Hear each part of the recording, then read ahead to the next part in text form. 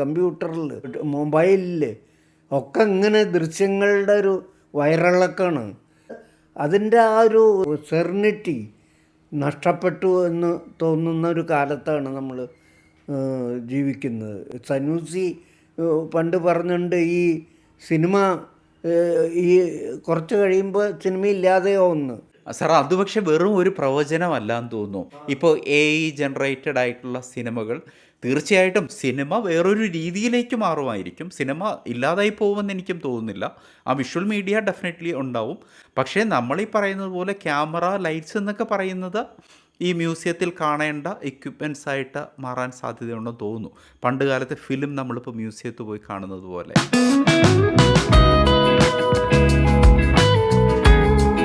അങ്ങനെ സിനിമയെ ശരിക്കും സ്നേഹിച്ചിരിക്കുകയാണ്.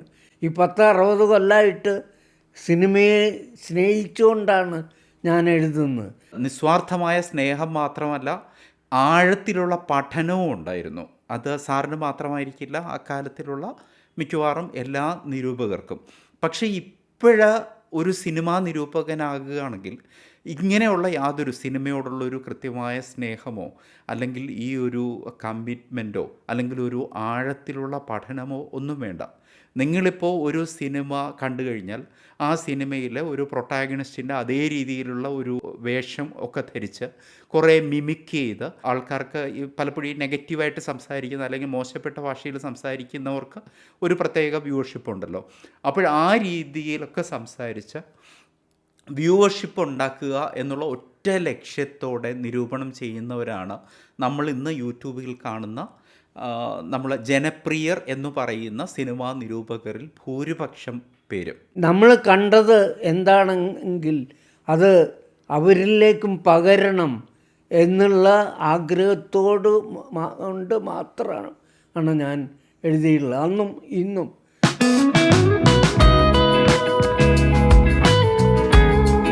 അജ്ഞാതമായ സിനിമയുടെ ഒരു മാജിക് എന്ന് പറയുന്നത് അതാണ്.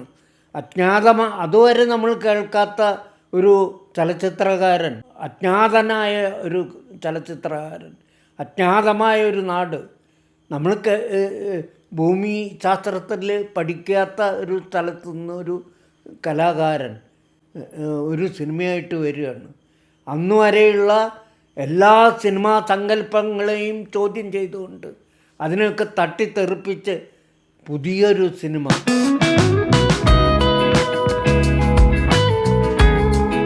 ഞാൻ ചോദിക്കട്ടെ, നമ്മുടെ സ്റ്റേറ്റ് എന്ന് പറയുന്ന അവർ സപ്പോർട്ട് ചെയ്യുന്ന ഏതിനെയാണ്? ഏറ്റവും മോശപ്പെട്ട സിനിമകളാണ് അല്ലേ? അതിനെല്ലാം പ്രൊമോട്ട് ചെയ്യുക എല്ലാ ആളുകളും, നമ്മുടെ ഭരണകർത്താക്കളും അല്ലാത്തവരും ഒക്കെ. അവർ ഇങ്ങനത്തെ സിനിമകൾ വല്ലവരും ഇത് ചെയ്യും. എന്നിട്ട് ഇവരൊക്കെ വരുമ്പോൾ ഹായ് ഹായ് എന്ന് പറയും. അത്രയേ ഉള്ളൂ. ഈ സിനിമയിലുള്ള ആളുകൾ, ഈ ത്യാഗം സഹിച്ച ആളുകളെ പറ്റി ഒരു ബോധരക്ഷ എനിക്ക്. പക്ഷെ അതിൽ ഒന്നും മനസ്സിലായില്ല സാറ്. ഈ സ്റ്റേറ്റ് ഇത്തരം സിനിമകളെ പ്രൊമോട്ട് ചെയ്യുന്നു എന്ന് പറയുന്നത് സാർ ഇങ്ങനെ അവാർഡുകളുടെ കാര്യത്തിലൊക്കെയാണ്? അല്ല, അവാർഡ് ഇതല്ല. അവാർഡ് കൊടുത്തിട്ട് ഒരു ഇത് പിടിച്ചോന്ന് പറഞ്ഞിട്ട് അവാർഡ് കൊടുത്തിട്ട് പിറ്റേ ദിവസം പോയിട്ട് ഏറ്റവും ചെളിക്കുണ്ടിൽ കിടന്ന് ഇത് ചെയ്യുകയാണ് നമ്മുടെ മന്ത്രിമാരും ഇവരും. ഇത് കാണാൻ മുഖ്യമന്ത്രിയും ഞാൻ ഈ പറഞ്ഞ സിനിമ കാണാൻ എല്ലാവരും പോയി അത് എന്നിട്ട് എഴുതുന്നു. നേരെ മറിച്ച് ഒരു നല്ല സിനിമ കണ്ടിട്ട് അഭിപ്രായം പറഞ്ഞ് കേട്ടിട്ടുണ്ടോ? സപ്പോർട്ട് ചെയ്യുക എന്ന് പറയുന്നത് അവാർഡ് കൊടുക്കൽ മാത്രമല്ല, നമ്മൾ അതിനനുസരിച്ച് ആളുകളെ സജ്ജരാക്കുക എന്നുള്ളതാണ്.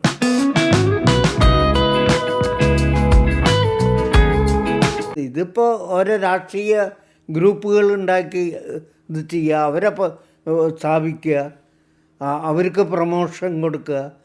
യാതൊരു നന്മ ഇല്ല ആളുകൾക്ക്. അങ്ങനെ ചില ഗ്രൂപ്പുകൾക്ക് മാത്രം ഇത് ചെയ്യുക. ഇതൊക്കെ ചെയ്യുന്ന ഒരു നാട്ടിൽ എന്താ ഉണ്ടാവുക? നമ്മുടെ ഷാജിയൻ കരുൺ സാർ ഈ പറഞ്ഞ ഇതേ ആവശ്യം നമ്മുടെ ഈ കാലഘട്ടത്തിൻ്റെ നല്ല സിനിമകൾ പൊതുജനത്തിലേക്ക് എത്തിക്കാൻ പറ്റുന്ന ഒരു പ്ലാറ്റ്ഫോം ഇല്ല എന്നുള്ള രീതിയിൽ അദ്ദേഹത്തിൻ്റെ ഒരു സ്വപ്നമായിട്ട് അദ്ദേഹം ഒരു പ്ലാറ്റ്ഫോമിന് രൂപകൽപ്പന ചെയ്തിരുന്നു. അപ്പോൾ അവർ വലിയ സ്വപ്നം മനസ്സിൽ കണ്ടിട്ടാണ് ഇന്ത്യയിൽ ഒരിടത്തും ഇല്ലാത്ത തരത്തിൽ ഒരു സാധനം ഉണ്ടാക്കുകയാണ്.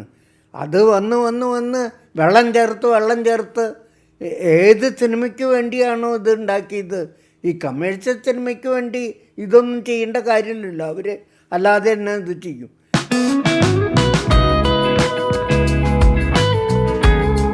ആ സ്നേഹം നമ്മൾ ഈ 60-70 കൊല്ലം കഴിഞ്ഞിട്ട് നമ്മളിൽ ഇപ്പോഴും അവശേഷിക്കുകയാണ്. ഇപ്പോഴും എനിക്ക് സിനിമ എന്ന് പറയുമ്പോൾ എൻ്റെ ഞരമ്പുകൾ എഴുന്നേറ്റ് നിൽക്കും. അത്രയും സിനിമയോട് നമുക്ക് അത്രയും പാഷനാണ്, നമ്മൾക്ക് അത്രയും അഭിനിവേശമാണ് സിനിമയോട്.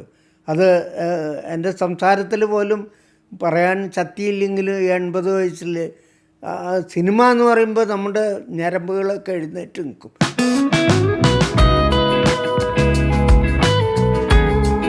കടുത്ത നിരാശയാണ് നമുക്കൊക്കെ. നമുക്ക് വലിയ സ്വപ്നങ്ങളുണ്ടായിരുന്നു നമ്മുടെ ചെറുപ്പകാലത്ത്, ചെറുപ്പമല്ല അല്ലാത്ത കാലത്തും. ഒരു എല്ലാ കാര്യങ്ങളോടും ഇനി യാതൊരു സ്വപ്നവുമില്ല. ഇനി ഇങ്ങനെയൊക്കെ ഇതായിട്ട് നശിച്ച് നമ്മളും ഒരു ദിവസം ഒരു ടന്നൽ പോലെ അങ്ങോട്ട് കടന്നു പോവുക എന്നുള്ളത് മാത്രമേ ഉള്ളൂ.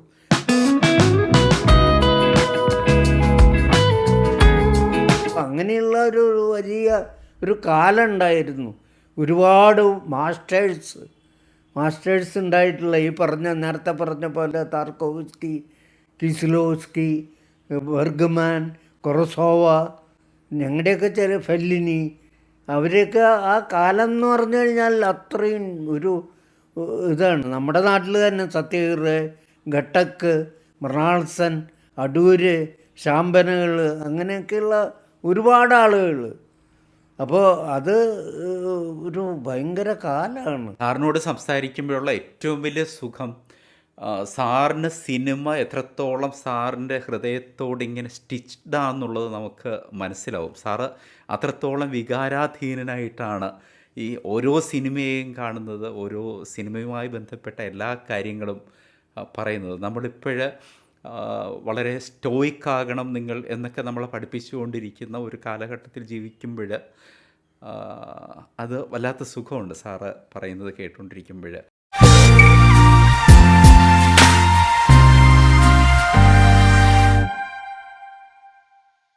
വെളുത്ത മുണ്ടും ഷർട്ടും ധരിച്ച് തോളിലൊരു നീളൻ സഞ്ചിയും തൂക്കി ഒരു മനുഷ്യൻ. 20 വർഷങ്ങൾക്ക് മുൻപ് കോളേജിനടുത്തുള്ള ബസ് സ്റ്റോപ്പിലും തിരുവനന്തപുരത്തെ മിക്കവാറും എല്ലാ ഫിലിം ഫെസ്റ്റിവലുകളിലും സിനിമാ ചർച്ചകളിലും ഒക്കെ ഇദ്ദേഹത്തെ സ്ഥിരമായി കാണാറുണ്ടായിരുന്നു. ഇദ്ദേഹത്തിൻ്റെ പേര് MF തോമസ് എന്നാണെന്നും സംസ്ഥാന അവാർഡ് നേടിയ അടൂരിൻ്റെ ചലച്ചിത്ര യാത്രകൾ ഉൾപ്പെടെ നിരവധി പുസ്തകങ്ങൾ എഴുതിയ ആളാണെന്നും ചലച്ചിത്ര നിരൂപകനാണെന്നും ഫിലിം സൊസൈറ്റി പ്രവർത്തകനാണെന്നുമൊക്കെ ഞാൻ മനസ്സിലാക്കിയത് പിന്നെ വളരെ കാലത്തിന് ശേഷമാണ്. ഇന്ന് ഒപ്പത്തിൽ നമ്മളോടൊപ്പം ഉള്ളത് MF തോമസ് സാറാണ്. നമസ്കാരം സാർ. സാർ, ഇന്നിപ്പോൾ യൂട്യൂബ് ഉൾപ്പെടെയുള്ള നമ്മുടെ സാമൂഹ്യ മാധ്യമങ്ങളിലൂടെ ആർക്കും ഒരു സിനിമാ നിരൂപകനാകാം എന്നുള്ള ഒരു കാലഘട്ടത്തിലാണ് നമ്മളിപ്പോൾ നിൽക്കുന്നത്. ഇന്നത്തെ സിനിമാ നിരൂപണങ്ങളുടെ ക്വാളിറ്റിയെക്കുറിച്ചും ക്വാളിറ്റി ഇല്ലായ്മകളെക്കുറിച്ചുമൊക്കെ നമുക്ക് ചർച്ച ചെയ്യാം. ഈ സാറ് സിനിമാ നിരൂപണം തുടങ്ങിയ ഒരു കാലവും ഇപ്പോഴത്തെ കാലവും തമ്മിലുള്ള ഈ സിനിമാ നിരൂപണ രംഗത്തുള്ള ഒരു വ്യത്യാസം പ്രധാനമായിട്ടും എന്താണ് സാറിന് തോന്നുന്നത്? ഞാൻ സിനിമയെപ്പറ്റി എഴുതാൻ തുടങ്ങിയത് വർഷങ്ങൾക്ക് മുമ്പാണ്. ഞാൻ എഴുതിയ ആദ്യകാലത്തെ സിനിമകളിൽ ഒന്നാണ് ചെമ്മീൻ. അത് ആ സിനിമ പിൽക്കാലത്ത് ചർച്ച ചെയ്യപ്പെടുകയൊക്കെ ചെയ്തുകൊണ്ട് അതെൻ്റെ ഓർമ്മയിൽ നിൽക്കുന്നുണ്ട്. ആ കാലത്ത് ഇറങ്ങിയ മറ്റ് പല ചിത്രങ്ങളെപ്പറ്റിയും ഞാൻ എഴുതിയിട്ടുണ്ട്. ചെമ്മീൻ സിനിമയുടെ പോസ്റ്ററിലോ മറ്റോ MF തോമസ് എഴുതിയത് എന്ന് പറഞ്ഞൊരു പരസ്യവാചകം വന്നില്ലേ? അത് അതിൻ്റെ പരസ്യം. അതെ അതെ. അപ്പോൾ ചെമ്മീൻ ഇറങ്ങിയ കാലത്ത് ഞാൻ ഇപ്പോഴും ഓർക്കുന്നുണ്ട്. ആ സിനിമ കാണാൻ പോയത് കോളേജിൽ നിന്ന് ക്ലാസ് കട്ട് ചെയ്തിട്ടാണ്. സെക്കൻഡ് ഇയറിലാണ്ട് പഠിക്കുന്ന കാലത്ത് BA. അപ്പോൾ ബുക്ക് ചെയ്തിട്ട് ഒക്കെ പോയിട്ടുള്ള ഓർമ്മ ഇപ്പോഴും നിൽക്കുന്നുണ്ട്. ഏകദേശം 60 കൊല്ലമായി ഈ സിനിമ കണ്ടിട്ട്. അന്ന് ആ സിനിമയെപ്പറ്റി ആ കാലത്ത് ഇറങ്ങിയ മറ്റ് പല സിനിമകളെ പറ്റി എഴുതിയിട്ടുണ്ട്. അതൊന്നും ഓർമ്മയിൽ നിൽക്കുന്നില്ല. പക്ഷേ ചെമ്മീൻ ഓർമ്മയിലുണ്ട്. അതിന് പല കാരണങ്ങളുണ്ട്. കാരണം ചെമ്മീൻ പിൽക്കാലത്ത് ദേശീയ അവാർഡ് കിട്ടി മലയാളത്തിൽ ആദ്യമായിട്ട്. അപ്പോൾ അങ്ങനെയൊക്കെയുള്ള പ്രത്യേകതകളുണ്ട്. അത് മലയാളികളെ സിനിമ ആസ്വാദകരെ അമ്പരപ്പിച്ചൊരു സിനിമയാണ്. അതിൻ്റെ സാങ്കേതികത്വം കൊണ്ടും അതിൻ്റെ ക്യാമറ വർക്ക്, അതിൻ്റെ സംഗീതം, അങ്ങനെ പല കാരണങ്ങളെ കൊണ്ട്. അതിനൊക്കെ പുറമെ അത് ഈ പറഞ്ഞ പോലെ അവർ അന്ന് ഒരു പരസ്യം കൊടുത്ത ഇതിൻ്റെ പ്രൊഡ്യൂസേഴ്സായിട്ടോ, തൃശ്ശൂർക്കാരനാണെങ്കിലും എൻ്റെ നാട്ടിലാണെങ്കിലും രാമു കൈനാട്ടിനെ എനിക്കതിന് ആ കാലത്തൊന്നും അറിയില്ല. പക്ഷേ അവരായിട്ട് ഒരു ബന്ധവുമില്ല. അതിൻ്റെ വിൽപ്പനക്കാരുമായിട്ടും എനിക്ക് ബന്ധമൊന്നുമില്ല, അന്നുമില്ല ഇന്നുമില്ല. അപ്പോൾ പക്ഷേ അവർ അതിൻ്റെ പരസ്യത്തിൽ മറ്റ് ആ കാലത്തെ പ്രഗത്ഭരായിട്ടുള്ള എഴുത്തുകാരുണ്ടല്ലോ, സിനിക്ക്, കോഴിക്കോടൻ, ആ കാലത്ത് മറ്റ് പല പ്രധാനപ്പെട്ട പത്രങ്ങളിലൊക്കെ എഴുതിയ അതിനോടൊപ്പം തന്നെ എൻ്റെ ഇതിൽ നിന്ന് ഒരു കോട്ടിങ് എടുത്ത് കൊടുത്തിട്ടുള്ളതായിട്ട് ഓർക്കുന്നുണ്ട്. അത് ഞാൻ എഴുതിയത് തൃശ്ശൂരിൽ നിന്നിറങ്ങുന്ന ഒരു ഈവനിങ് ഡെയിലിയിലാണ്, സായാഹ്ന പത്രം, ടെലഗ്രാഫ് എന്ന് പറയുന്നത്. അത് ഇന്നും ഉണ്ടെന്നാണ് തോന്നുന്നത്. അത് ഈവനിങ് ഡെയിലി ആണെങ്കിലും വളരെ പേരുള്ള, അതിൻ്റെ പേരിൽ അവാർഡൊക്കെ ഉണ്ട്, 1,00,000 റുപ്യൊക്കെ കൊടുക്കുന്ന.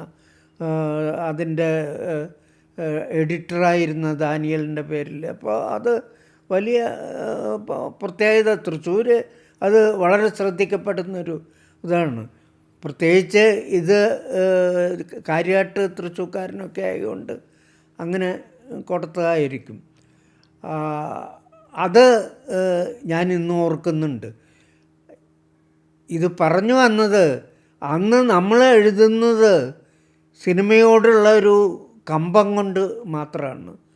ഞാൻ ശരിക്ക് പറഞ്ഞു കഴിഞ്ഞാൽ എൻ്റെ ആദ്യത്തെ പ്രേമവാചനം എന്ന് പറയുന്നത് സാഹിത്യമാണ്. സാഹിത്യം സ്കൂളിലൊക്കെ പഠിക്കുന്ന കാലത്ത് ഓരോ മധ്യവേനലവധിക്കാലത്തും നമ്മൾ ഒരുപാട് പുസ്തകങ്ങൾ വായിച്ചിരുന്നു. ഒരു എഴുത്തുകാരനെ എടുത്തു കഴിഞ്ഞാൽ, ഇപ്പോൾ പാറപ്പുറത്തിനെ എടുത്തു കഴിഞ്ഞാൽ പാറപ്പുറത്തിൻ്റെ എല്ലാ പുസ്തകങ്ങളും വായിക്കും, തുടർച്ചയായിട്ട് വായിക്കും. ഞങ്ങളുടെ നാട്ടിലൊന്നും അത്ര അറിയപ്പെടുന്ന ആളല്ലായിരുന്നു കേശവദേവ്. പക്ഷെ കേശവദേവിൻ്റെ ഒരു പുസ്തകം വായിച്ചു കഴിഞ്ഞാൽ വായിച്ച് അതിന് ശേഷം എല്ലാ പുസ്തകങ്ങളും വായിക്കുന്നു. അങ്ങനെയുള്ളൊരു കമ്പം, കവിതകൾ വായിക്കുക, അങ്ങനെയൊക്കെയുള്ള ഒരു സാഹിത്യത്തോടായിരുന്നു എൻ്റെ ഇഷ്ടം, എൻ്റെ പ്രേമഭാജനം എന്ന് ആദ്യ പ്രേമം. പക്ഷേ ഒരു ഘട്ടത്തിൽ എനിക്ക് മനസ്സിലാവുന്നുണ്ട്, സാഹിത്യമല്ല, സാഹിത്യത്തിനപ്പുറത്താണ് സിനിമ.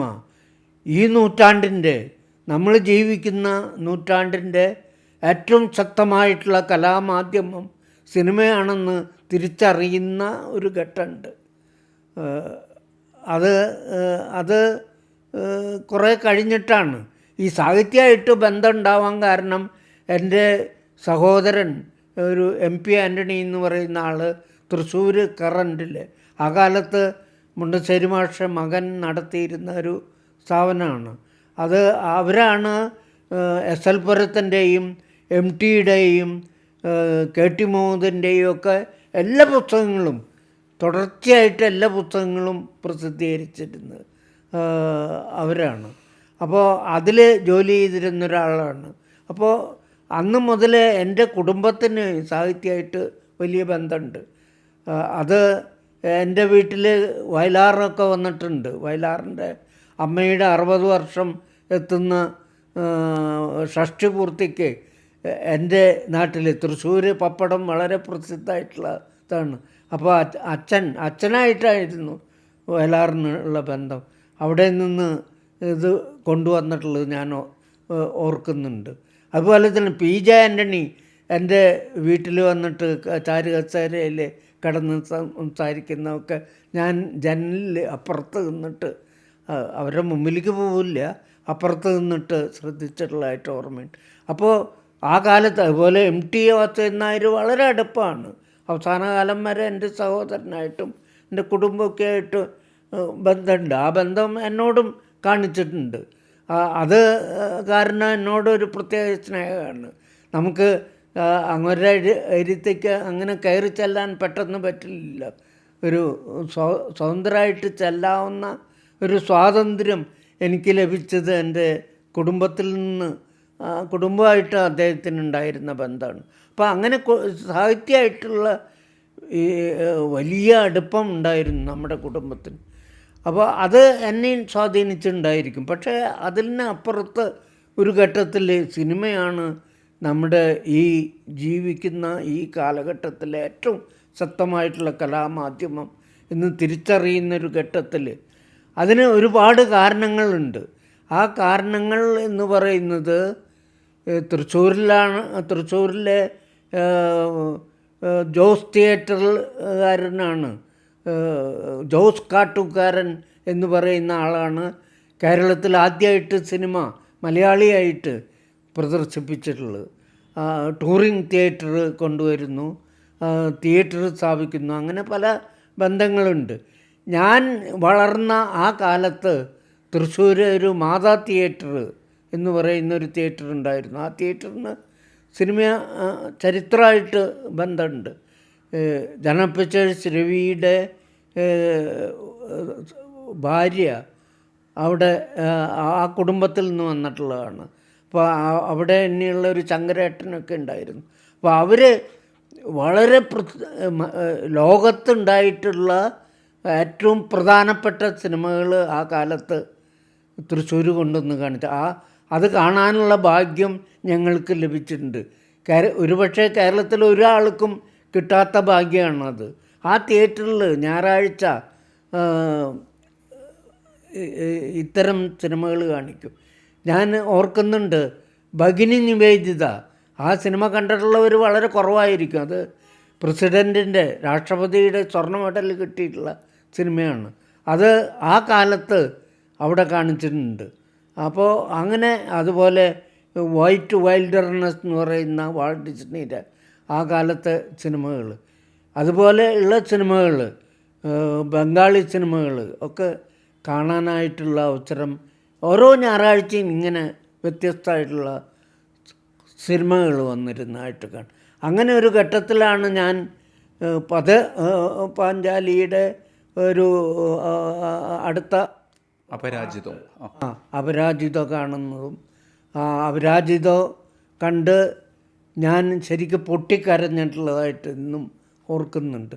അതിന് കാരണം അതിലെ ഒരിക്കലും പരാജയപ്പെടാത്തൊരു അമ്മയെ പറ്റിയിട്ടാണ് അപരാജിതം പറയുന്നത്, അറിയാമല്ലോ. അപ്പോൾ അത് ഈ അമ്മ ഒരിക്കലും ഞാൻ കണ്ടിട്ടില്ല. കാരണം 1.5 വയസ്സാവുന്നതിന് മുമ്പ് തന്നെ എൻ്റെ അമ്മ നഷ്ടപ്പെട്ട് കഴിഞ്ഞിരിക്കുന്നു. അപ്പോൾ ഈ അമ്മ എന്നുള്ള പ്രതിഭാസം എന്താണെന്നുള്ളത് ഞാൻ ശരിക്കും അറിഞ്ഞത് ഈ അപരാജിത കണ്ടപ്പോഴാണ്. അത് എന്നെ വല്ലാതെ ഒലച്ചൊരു സിനിമയാണ്. ഒരുപക്ഷെ അതിൻ്റെ പ്രമേയം എന്നെ സ്വാധീനിച്ചിരിക്കാം. പ്രമേയം മാത്രമല്ല, അതെങ്ങനെ പറയുന്നു എന്നുള്ളത് നമ്മൾ സാധാരണ സിനിമകളിലൊന്നും കാണാത്ത തരത്തിൽ സത്യഗ്രഹ ആ സിനിമയിൽ പറയുന്നു. അത് അന്ന് മാത്രമല്ല ഇപ്പോൾ കാണുമ്പോഴും എന്നെ വേട്ടയാടുന്നതായിട്ട് എനിക്കറിയാം.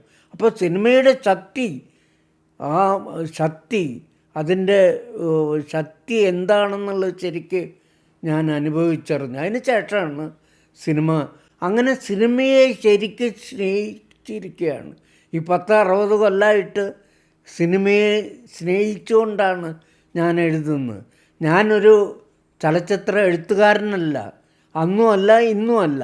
പക്ഷെ ഞാൻ എഴുതിയത് ചില ചിത്രങ്ങൾ ഇത് കാണണം എന്ന് മറ്റുള്ളവർ ഇതറിയണം, അവരെ നമ്മൾ കണ്ടത് എന്താണെങ്കിൽ അത് അവരിലേക്കും പകരണം എന്നുള്ള ആഗ്രഹത്തോട് കൊണ്ട് മാത്രമാണ് ഞാൻ എഴുതിയിട്ടുള്ളത്. അന്നും ഇന്നും അത് ഫിലിം സൊസൈറ്റി പ്രവർത്തനത്തിൻ്റെ ഭാഗമായിട്ട് ഇപ്പോൾ എഴുതുമ്പോഴും അതൊരു വലിയ നിരൂപകൻ്റെ മേലങ്കി അണിഞ്ഞ് പറയുന്നതല്ല. ഇത് മറ്റുള്ളവർ കാണണം. ഇതൊരു ചൂണ്ടുപോലെയാണ്. നിങ്ങൾ ഈ സിനിമ കാണണം എന്ന് പറയാൻ എനിക്ക് എൻ്റെ മനസ്സ് എന്നെ നിർബന്ധിക്കുകയാണ്. അങ്ങനെ എഴുതിയതാണ് ആ കാലത്തെ എല്ലാ നിരൂപണങ്ങളും. ചലച്ചിത്ര നിരൂപകരുടെയൊക്കെ പ്രസക്തി എന്ന് പറയുന്നത്.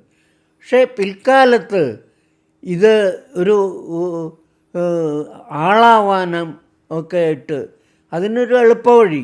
സാറിപ്പോൾ പറഞ്ഞതിൽ നിന്ന് മനസ്സിലാകുന്നത് ഒരു നിസ്വാർത്ഥമായ സ്നേഹമുണ്ടായിരുന്നു സാറിനെ ഒരു സിനിമ നിരൂപകനാക്കിയതിന് പിന്നിൽ. ആഴത്തിലുള്ള പഠനവും ഉണ്ടായിരുന്നു. അത് സാറിന് മാത്രമായിരിക്കില്ല, അക്കാലത്തിലുള്ള മിക്കവാറും എല്ലാ നിരൂപകർക്കും. പക്ഷേ ഒരു സിനിമാ നിരൂപകനാകുകയാണെങ്കിൽ ഇങ്ങനെയുള്ള യാതൊരു സിനിമയോടുള്ള ഒരു കൃത്യമായ സ്നേഹമോ അല്ലെങ്കിൽ ഈ ഒരു കമ്മിറ്റ്മെൻറ്റോ അല്ലെങ്കിൽ ഒരു ആഴത്തിലുള്ള പഠനമോ ഒന്നും വേണ്ട. നിങ്ങളിപ്പോൾ ഒരു സിനിമ കണ്ടു കഴിഞ്ഞാൽ ആ സിനിമയിലെ ഒരു പ്രൊട്ടാഗണിസ്റ്റിൻ്റെ അതേ രീതിയിലുള്ള ഒരു വേഷം ഒക്കെ ധരിച്ച് കുറേ മിമിക് ചെയ്ത് ആൾക്കാർക്ക് പലപ്പോഴും ഈ നെഗറ്റീവായിട്ട് സംസാരിക്കുന്ന അല്ലെങ്കിൽ മോശപ്പെട്ട ഭാഷയിൽ സംസാരിക്കുന്നവർക്ക് ഒരു പ്രത്യേക വ്യൂവർഷിപ്പ് ഉണ്ടല്ലോ. അപ്പോൾ ആ രീതിയിലൊക്കെ സംസാരിച്ച് വ്യൂവർഷിപ്പ് ഉണ്ടാക്കുക എന്നുള്ള ഒറ്റ ലക്ഷ്യത്തോടെ നിരൂപണം ചെയ്യുന്നവരാണ് നമ്മൾ ഇന്ന് യൂട്യൂബിൽ കാണുന്ന നമ്മൾ ജനപ്രിയർ എന്ന് പറയുന്ന സിനിമാ നിരൂപകരിൽ ഭൂരിപക്ഷം പേരും. ഇപ്പോഴത്തെ നമ്മുടെ ഒരു സിനിമാ നിരൂപണം എന്നുള്ളൊരു അവസ്ഥയെക്കുറിച്ചുള്ള സാറിൻ്റെ ഒരു കമൻറ്റ് കേൾക്കാൻ താല്പര്യമുണ്ട്. അല്ല, ഈ നിസ്വാർത്ഥം എന്നുള്ളത് വളരെ പ്രസക്തമാണ്. തീർച്ചയായിട്ടും അത് ഒന്നുകൂടെ ആഡ് ചെയ്തോട്ടെ സാർ. ഇപ്പോൾ ഇത് മുഴുവൻ ചെയ്യുന്നത് ഈ മോണറ്റൈസ്ഡ് ആയിട്ടുള്ള ചാനലിലൂടെ കിട്ടുന്ന റവന്യൂ മാത്രം ആലോചിച്ചിട്ടാണ്. ഇപ്പോൾ സാറ് സിനിമ നിരൂപണം ചെയ്യുന്നത് ഒരിക്കലും സാമ്പത്തികമായിട്ട് എന്തെങ്കിലും ഒരു നല്ല, ഇപ്പോൾ ടെലിഗ്രാഫിലോ മാതൃഭൂമിയിലോ ഒരു ലേഖനം എഴുതുകയാണെങ്കിൽ, ഒരു സിനിമാ നിരൂപണം എഴുതുകയാണെങ്കിൽ അത് വളരെ തുച്ഛമായ വരുമാനമാകും. തീർച്ചയായിട്ടും ആ കാലത്ത് നമ്മൾ തുടങ്ങിയ ആ സ്നേഹമാണ്.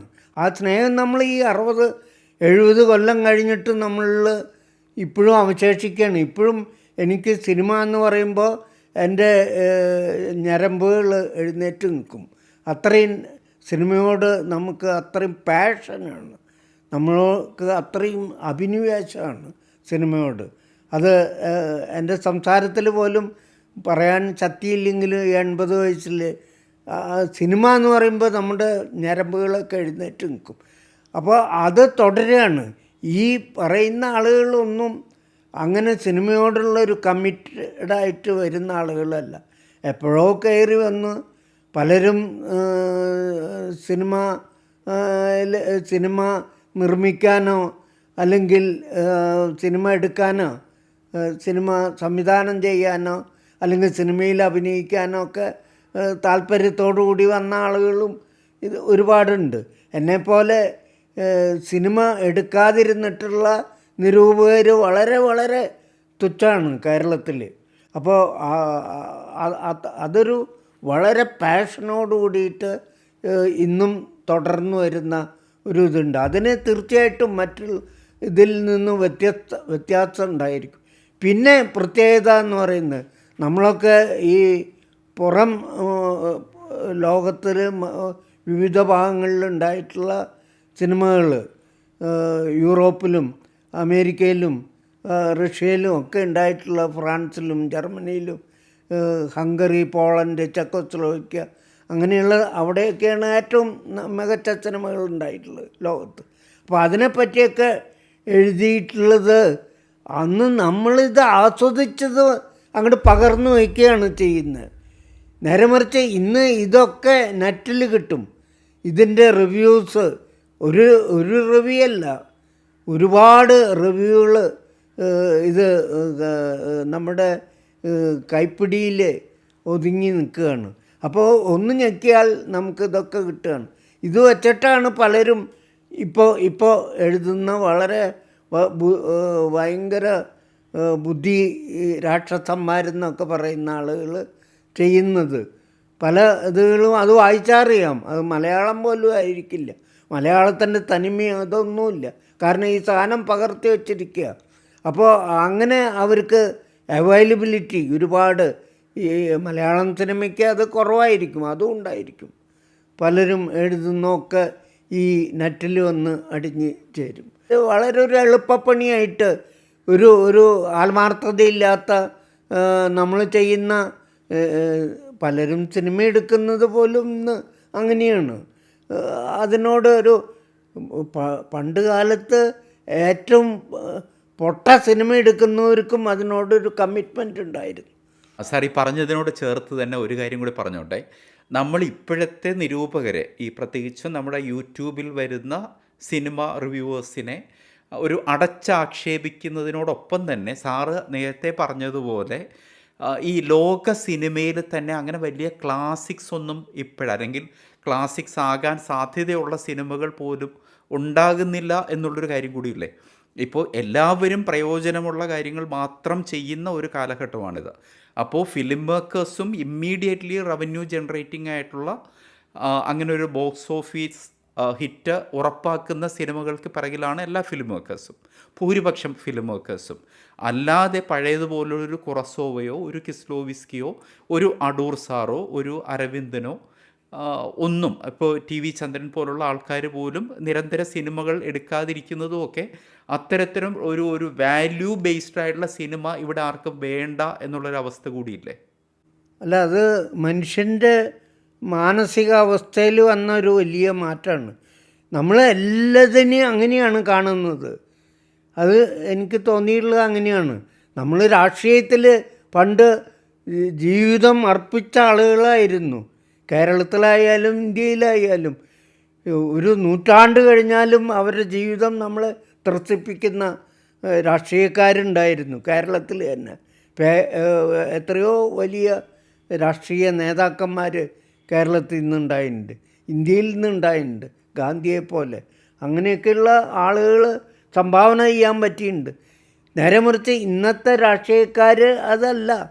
അവരൊരു മൂല്യം എന്ന് പറയുന്നത് ഇതിൽ തന്നെയല്ല. സാഹിത്യത്തിലായാലും സംഗീതത്തിലായാലും നമ്മൾ സംഗീതം കേൾക്കാൻ, ഞാൻ തിരുവനന്തപുരത്ത് വന്ന കാലത്ത് സംഗീതം കേൾക്കാൻ ഭയങ്കര താല്പര്യമായിരുന്നു ആളുകൾക്ക്.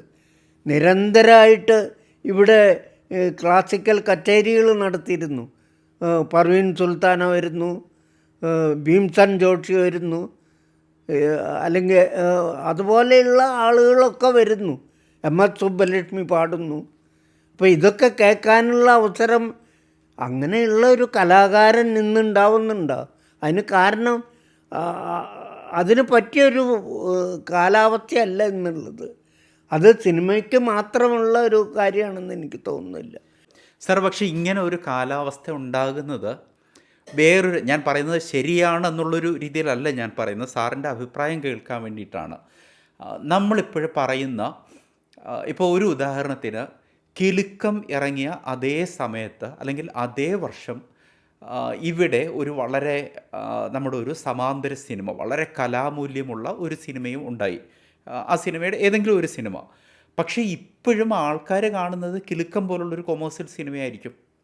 ഈ നമ്പർ ഓഫ് ആൾക്കാർ, നമ്മൾ പണ്ട് കാലത്ത് നമ്മുടെ ക്ലാസിക്സിനെ കുറിച്ചുള്ള നമ്മുടെ ഒരു വിശ്വാസം ഒരു കുറേ തലമുറകൾ കഴിയുമ്പോൾ നിങ്ങളിപ്പോൾ കാണുന്ന ഈ സോ കോൾഡ് കൊമേഴ്സ്യൽ സിനിമകളായിരിക്കില്ല ആൾക്കാർ കാണുന്നത്, ഈ ക്ലാസിക് സിനിമകളായിരിക്കും അപ്പോൾ കൊട്ടിഘോഷിക്കപ്പെടുന്നത് എന്നായിരിക്കും. പക്ഷേ നമ്മളുടെ ചരിത്രം അല്ലെങ്കിൽ കാലം തെളിയിക്കുന്നത് അതല്ല എന്നല്ലേ. ഇപ്പോഴും ഈ കൊമേഴ്സ്യൽ സിനിമകൾക്ക് തന്നെ, പഴയ കൊമേഴ്സ്യൽ സിനിമകൾ തന്നെയല്ലേ നമ്മൾ ഇപ്പോഴും നോക്കുന്നത്. ഇപ്പോൾ ഗോഡ് ഫാദർ പോലുള്ളൊരു സിനിമയ്ക്കുള്ള വ്യൂവർഷിപ്പ് ഒരിക്കലും കുറസോവയ്ക്കോ കിസ്ലോവിസ്കിക്കോ ഒന്നുമില്ലല്ലോ. അല്ല, ഗോഡ് ഫാദർ നല്ല സിനിമയാണ്. അത് കമേഴ്ഷ്യൽ സെറ്റപ്പിലെടുത്തു എന്ന് കുഴപ്പമില്ല. മാത്രമല്ല ഗോഡ് ഫാദറിൻ്റെ തുടർച്ചകളാണ് നമ്മളിപ്പോൾ കാണുന്ന വയലൻസ് ഒക്കെ ഒരുപാട് വരുന്ന ഒരുപാട് സിനിമകൾ, വൾഗറൈസ്ഡ് തുടർച്ചകൾ. അതെ, അല്ലെങ്കിൽ ഗുഡ് ബാഡ് അഗ്ലി പോലുള്ള സിനിമകളുടെ തുടർച്ചയാണ്. ഹോളിവുഡിനെ മുഴുവൻ കണ്ണടച്ച് ഞാൻ എതിർക്കില്ല. ഇല്ല സാറേ, ഞാനും അങ്ങനെ എതിർക്കുന്നതല്ല. പക്ഷെ അവിടെ നിന്ന് തന്നെ വേറെയും ഒരുപാട് സിനിമകൾ വന്നിട്ടുണ്ട്. അവിടെ ആ കാലത്തുണ്ടായ സിനിമകൾ ഭയങ്കര ആവേശം നൽകിയിട്ടുള്ള സിനിമകൾ ഒരുപാടുണ്ടായിട്ടുണ്ട്. ഏത് ഗ്രൂപ്പിലുള്ള സിനിമകളായാലും വളരെ ഗംഭീര സിനിമകൾ ഉണ്ടായിട്ടുണ്ട്. അതുപോലും ഇപ്പം ഉണ്ടാവുന്നില്ല.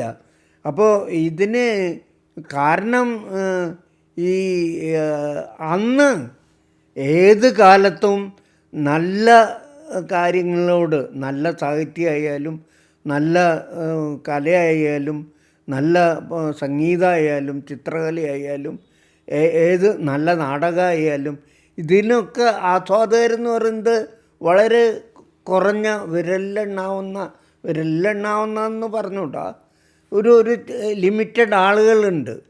അപ്പോൾ ആ ആളുകളെ വച്ചിട്ടാണ് അന്നും സിനിമ എടുക്കുന്നത്. അപ്പോൾ പക്ഷേ ആ ആളുകൾ താങ്ങി നിർത്തിയിരുന്നു. അതൊരു വലിയ ഗ്രൂപ്പായിരുന്നു. ആ ഗ്രൂപ്പ് ഇപ്പോൾ വളരെ അതിന് ദുർബലമായി ഇപ്പോൾ. അതാണ് ഗൊദാർദിൻ്റെ ഒരു സ്റ്റേറ്റ്മെൻ്റ് ഉണ്ട്. ഇപ്പോൾ എൻ്റെ സിനിമ 10,000 പേർ കണ്ടു എന്നുള്ളതല്ല, 10,000 പേർ അവരുടെ മനസ്സിൻ്റെ 10% നൽകി എൻ്റെ സിനിമ കണ്ടു എന്ന് പറഞ്ഞ് കേൾക്കുന്നതിനേക്കാളും എനിക്ക് ആനന്ദം തരുന്നത് എൻ്റെ സിനിമ 10 പേർ അവരുടെ മനസ്സിൻ്റെ 100% നൽകി കണ്ടു എന്ന് പറഞ്ഞ് കേൾക്കാനാണ്. അതുണ്ടല്ലോ, ഗോദാർദിനെ ഇഷ്ടപ്പെടുന്ന വലിയൊരു ആളുകളുണ്ട്. അതെ, അവരെ ഇഷ്ടപ്പെടുക എന്ന് പറഞ്ഞു കഴിഞ്ഞാൽ അങ്ങോർക്ക് വേണ്ടി മരിക്കാൻ കൂടി തയ്യാറാവുന്ന പോലത്തെ തരത്തിലുള്ള അർപ്പിതമായിട്ടുള്ള മനസ്സുള്ള ആളുകളാണ്. ഇപ്പോൾ അടൂരിന് ലിമിറ്റഡ് ആളുകൾ കാഴ്ചക്കാരുള്ളൂ എങ്കിൽ പോലും അടൂരെന്ന് പറഞ്ഞു കഴിഞ്ഞാൽ ഇങ്ങനെ ഭയങ്കര ഇഷ്ടപ്പെടുന്ന എത്രയോ ആളുകളുണ്ട്. ഇപ്പോഴും അതിനെപ്പറ്റി ചർച്ചകൾ പറയുന്നു, എലിപ്പത്തായത്തെ പറ്റി നമ്മൾ എഴുതുന്നു, പറയുന്നു, പുസ്തകങ്ങൾ ഇപ്പോഴും എഴുതപ്പെടുന്നു. അപ്പോൾ അത് അവസാനിക്കുന്നില്ല. അത് എല്ലാ കാലത്തും ഈ പ്രത്യേകതയുള്ള വളരെ പ്രത്യേകതയുള്ള എല്ലാ നല്ല കാര്യങ്ങളും അങ്ങനെ തന്നെയാണ്. എല്ലാവരും അവരെ സപ്പോർട്ട് ചെയ്യില്ല. എപ്പോഴും മാസ് എന്ന് പറയുന്നത് ഏറ്റവും വൾഗർ ഇതിനോടൊപ്പം ആയിരുന്നു. അത് കൂടിക്കൂടി വരികയാണ് ഇപ്പോൾ. കാരണം നമ്മുടെ സമൂഹത്തിൽ ഒന്നിനോടും ഒരു മൂല്യം വെച്ച് പുലർത്തുന്നില്ല. എന്തോ ആവാം എന്ന് വിചാരിക്കുന്ന ആളുകളാണ്.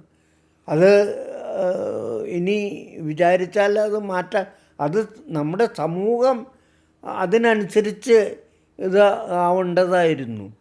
അത് ചെയ്യുന്നില്ല. അത് കൂടുകയാണല്ലേ. ഞാൻ ചോദിക്കട്ടെ, നമ്മുടെ സ്റ്റേറ്റ് എന്ന് പറയുന്ന അവർ സപ്പോർട്ട് ചെയ്യുന്ന ഏതിനെയാണ്? ഏറ്റവും മോശപ്പെട്ട സിനിമകളാണ് അല്ലേ?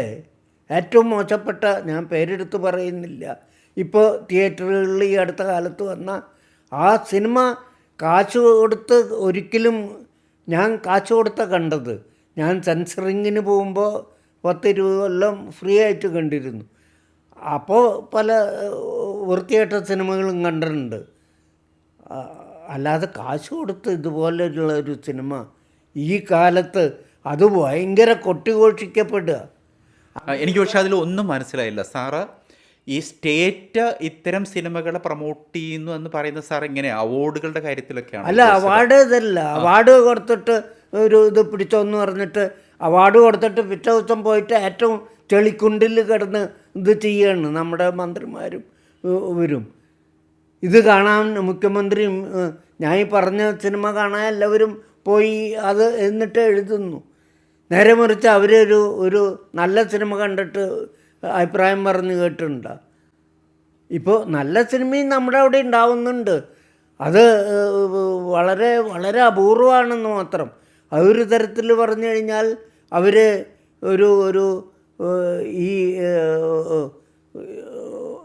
ഈ യുദ്ധത്തിൽ തോൽക്കും എന്ന്, അല്ലെങ്കിൽ മരിച്ചു വീഴും എന്ന് ഉറപ്പായിട്ട് പോകുന്ന ചില പടയാളികളുണ്ട്. ആ പടയാളികളുടെ പോലെ ചിലർ ഇതിൽ എടുത്ത് ചാടി ചെയ്യുന്നുണ്ട്. പക്ഷേ അത് ചെറുപ്പക്കാരിപ്പോഴും ചെയ്യുന്നുണ്ട്. അത് ഇല്ല എന്ന് പറഞ്ഞുകൂടാ. ഇപ്പോൾ ഈ 1-2 കൊല്ലത്തിൻ്റെ ഉള്ളിലുണ്ടായ ഒന്ന് ഈ തടവ് എന്ന് പറയുന്ന സിനിമ, വേറൊന്ന് ഈ ഫെമിനിറ്റി ഫാത്തിമ.